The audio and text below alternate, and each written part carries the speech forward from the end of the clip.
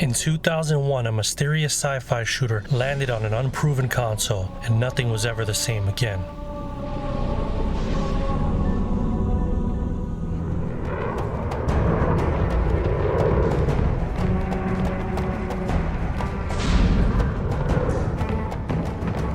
It was bold, it was ambitious, and it came from a company that honestly no one trusted.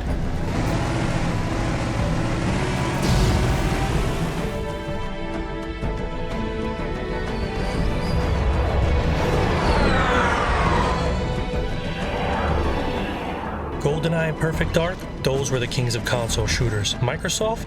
Please. The same company that made Clippy thought they could run with royalty?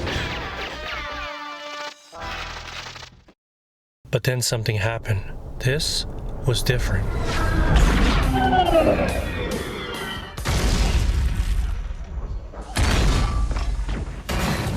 Could we possibly make any more noise?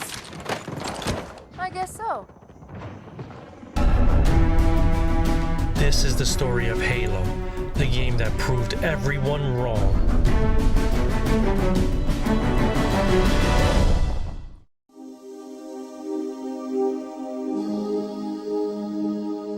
When Halo was first shown, it didn't blow anyone away. Many, especially me, were skeptical. A sci-fi shooter with vehicles on a console? No way it could compete with the N64 greats or Time Splitters on PlayStation 2, and it didn't help that it was tied to the launch of a new, unproven console, the Xbox. Microsoft, known for making buggy software and blue screens of death, wanted to make a console? We all laughed at this. You ever want to make hardware? No, that's one thing that we decided not to do. The idea that Microsoft could ever create a game console was seen as a bit of a joke. Microsoft? They wear khakis, and they're boring, and they're Office, and they're Windows. Might as well call it Nerdbox, right? I can't imagine how it could be better. But Bungie, the studio behind Halo, had something special in the works. And once they were acquired by Microsoft, everything changed. Bungie HQ. Brand new glass door. I painted it myself. We're gonna take a look at the lab. This is where all the development for all of Bungie's games takes place. We got a couple programmers playing a net game of our new VR title. Circle gets you a square. All our internet junkies will appreciate all this stuff. There's a Bungie website, FTP site, and some other stuff. All cool technology. This is Alex from Bungie. He's the president of the company. And I thought we'd ask him a few questions. So Alex, what are we working on? They took what was once a third-person Mac exclusive game and transformed it into a first-person console revolution. Suddenly it wasn't about the specs, it wasn't about brands, it was about how it felt to step into the armor, and it felt perfect.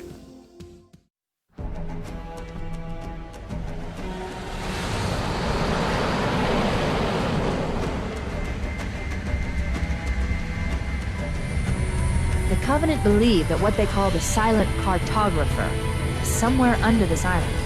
The Cartographer is a map room that will lead us to Halo's control center. The island has multiple structures and installations. One of them contains the map room. We're approaching the LZ. It's gonna be hot. Get set to come out swinging. Touchdown! Hit it, Marines!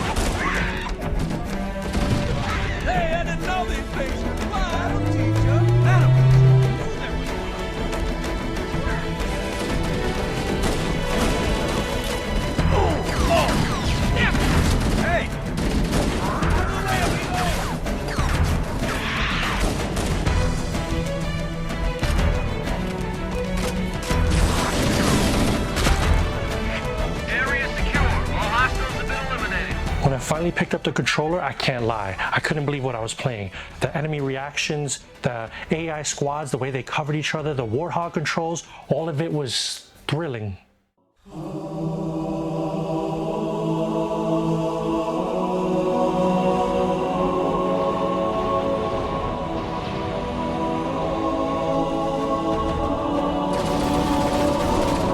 just when Halo started winning people over, the entire video game industry started holding its breath.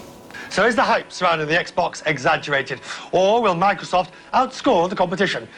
I think Sony is clearly ahead right now. If you think about a race, a four-lap race, Sony is 1 lap ahead of Nintendo and Microsoft right now. So that's something to keep in perspective.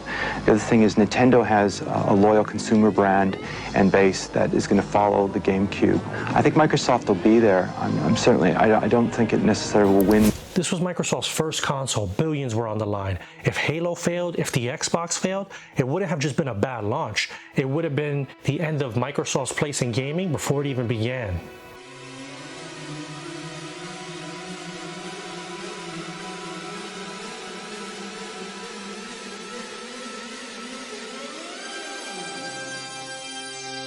They were too big to fail.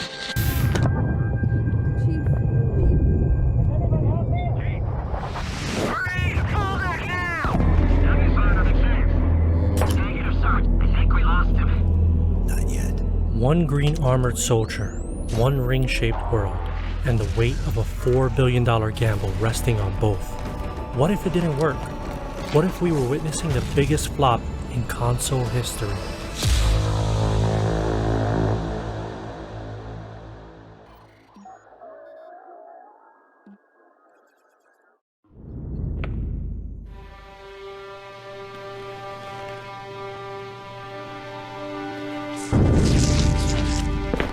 The flood.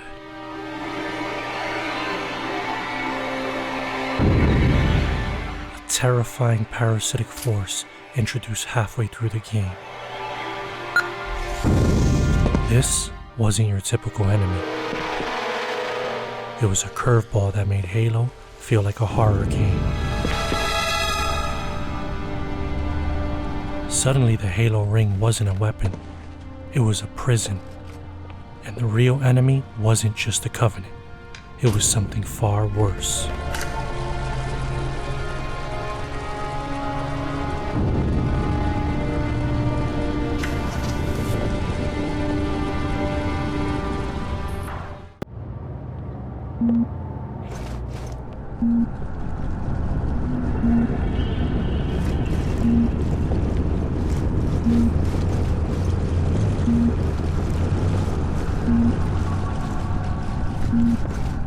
I got a bad feeling about this.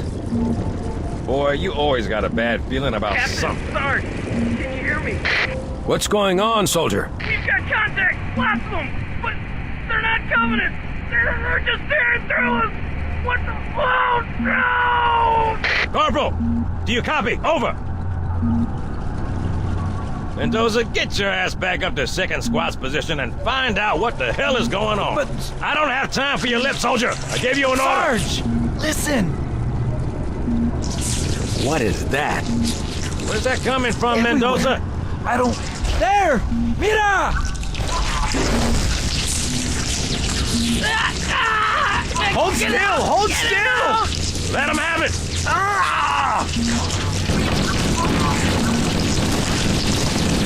Sergeant, we're surrounded. God damn it, Jenkins! Fire your weapon! There are too many, Sarge! Don't even think about it, Marine. Oh, this is local! Get back here, Marine! That's an order! Jenkins!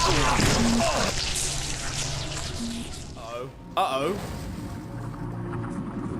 Like, I know you can't swap, but oh my god.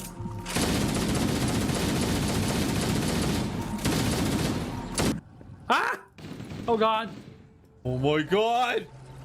Ah! Okay. Halo flipped the narrative in a way few games ever dared to do. It made you question your mission, your allies, even your girl Cortana. But while the campaign kept us guessing, the multiplayer kept us coming back, night after night, screen after screen.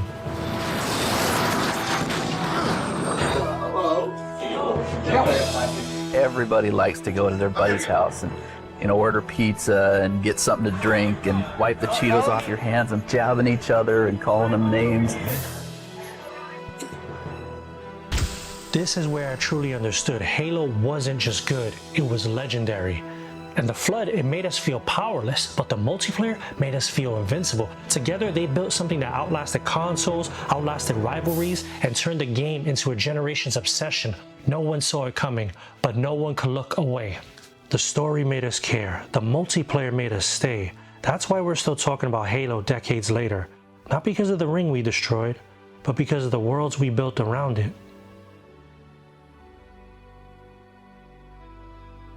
Halo didn't just surprise us, it united us. With a split-screen co-op, LAN support, iconic multiplayer, it became a cornerstone of modern gaming. It changed gaming totally for me. It empowers you as a player. HP Darkman has 47 kills right now. Mob He Master just took down DM for 48. Mob Master is currently in second place. Yeah, Mob Master's in second place with 30.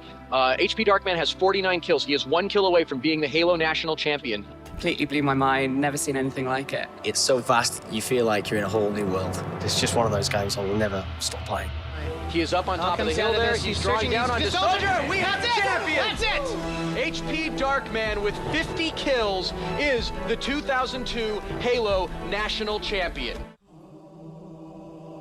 They said it wouldn't work, that Microsoft had no place in gaming, and no one would buy a box from the company behind crashes and spreadsheets. But they didn't understand. Halo wasn't a launch title. It was a statement. It showed us that a console shooter could be more than aim and fire. It could be cinematic, mysterious, and tactical. It gave us AI enemies that flanked, covered, and panicked.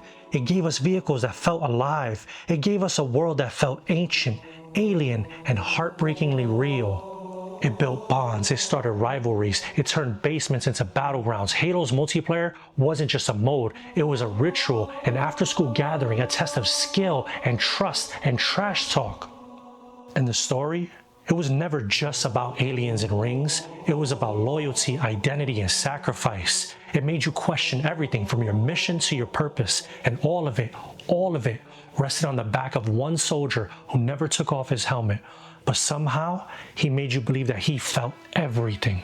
Halo didn't just work, it resonated. It redefined what console gaming could be. It made us believers, and in doing so, it made history.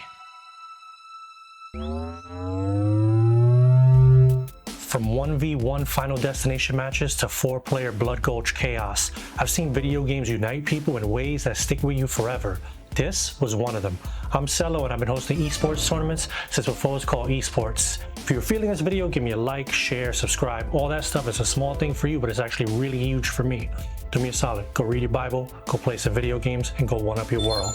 Peace.